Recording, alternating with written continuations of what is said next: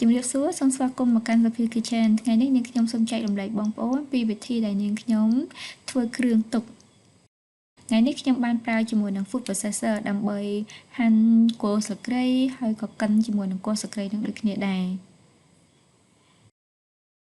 មាន food processor មួយនៅផ្ទះគឺងាយស្រួលវាជួយសម្រួលការងារក្នុងការចម្អិនមុខម្ហូបយើងនានាបានច្រើនមែនទែនចានេះគល់ស្លឹកគ្រៃដែលខ្ញុំប្រើថ្ងៃហ្នឹងគឺខ្ញុំទិញពុកមិញគឺ3គីឡូកន្លះហើយខ្ញុំបានលាងសម្អាតកាត់ស្អាតហើយខ្ញុំចងជាបាច់ចាមកបាច់ហ្នឹងមាន2គល់3គល់4គល់ទៅតាមទំហំហើយចំណែកនេះវិញគឺជាមុខកាបិតសម្រាប់ហាន់គល់ស្លឹកគ្រៃ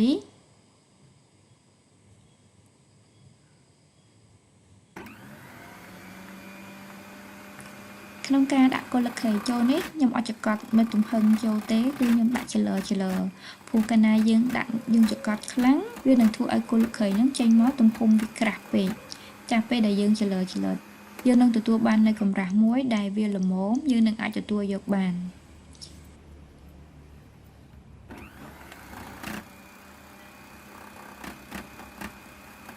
ចាការចងនេះការដែលខ្ញុំចងនេះពេលដែលខ្ញុំបាក់ទៅវាអត់នេះវាជួយទប់លំនឹងចាវាជួយទប់លំនឹង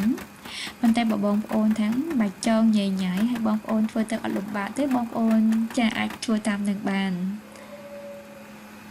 សម្រាប់ខ្ញុំប្រហែលជាកម្លាំងខ្ញុំអត់ដល់កម្លាំងដៃខ្ញុំនៅខ្សោយដល់អញ្ចឹងបើសិនជាខ្ញុំអត់ចងទេ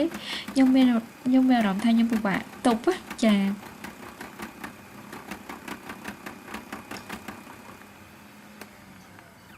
នេះនេះកាត់ហើយលឿនមែនតើចានេះខ្ញុំចងដល់4មកគុំនេះគឺកាត់លឿនមែនតើចា3គីឡូធ្វើតែមកស្ទុះឲ្យហើយចាបើសិនជាយើងខានកបាត់វិញអើយចង់ដាច់ស្មា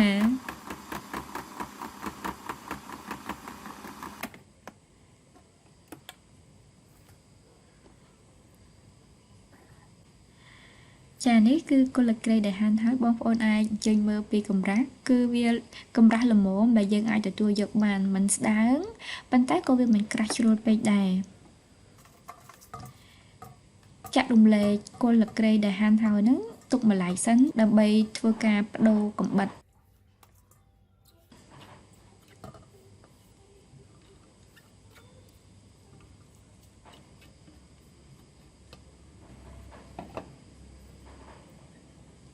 ចានេះគឺជាមុខកាបិតសម្រាប់ប្រើក្នុងការកិនគល់ស្លឹកគ្រៃ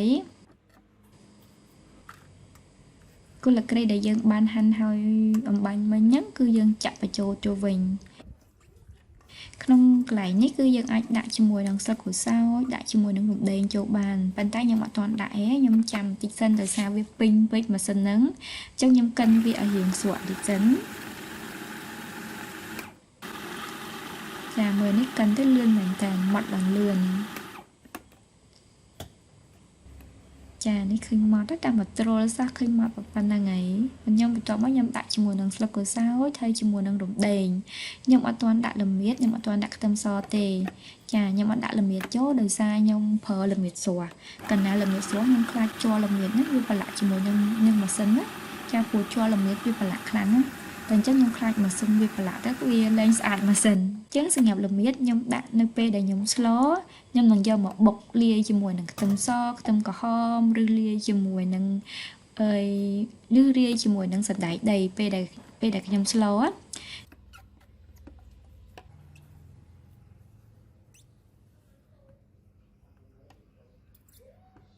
សម្រាប់នាងខ្ញុំពេលដែលខ្ញុំធ្វើគ្រឿងទុកខ្ញុំអត់ចូលចិត្តដាក់ខ្ទឹមកន្លុកចូលជាមួយទុកទេព្រោះសម្រាប់ខ្ញុំផ្ទាល់ចាពេលដែលដាក់ខ្ទឹមចូលទៅទុកយូរទៅដូចជាវាធុំក្លិនខ្ទឹមហ្នឹងអត់ឈ្ងុយទេអញ្ចឹងសម្រាប់ខ្ទឹមសម្រាប់រមៀតខ្ញុំនឹងដាក់កន្លុកនៅពេលដែលខ្ញុំស្លចាចឹងនេះគ្រឿងគឺបានកិនហើយបងប្អូនអាចសង្កេតមើលគឺម៉ត់ល្អដូចយើងបុកត្បាល់អញ្ចឹងហើយសម្រាប់ក្លិនវិញគឺមិនខុសពីយើងបុកត្បាល់ទេចាឈ្ងុយជាមួយនឹងគល់ស្លឹកគ្រៃដូចគ្នាចានេះយើងអាចរំលែកហើយយើងរំលែកចេញមកហើយយើងអាច ចាយើងអាចរំលែកដាក់ជាមួយនឹងនំថងមួយទៅតាមទំហំដែលយើងស្លម្ដងអញ្ចឹងឬក៏យើងអាចដាក់កញ្ចប់ធំក៏បានចាទៅតាមចាប់បងប្អូនគិតថារបៀបណាបងប្អូនស្រួលអាចធ្វើតាមនឹងចាសម្រាប់នាងខ្ញុំដាក់ជាមួយនឹងថងឧបមាថាខ្ញុំស្លម្ដងខ្ញុំប្រើបា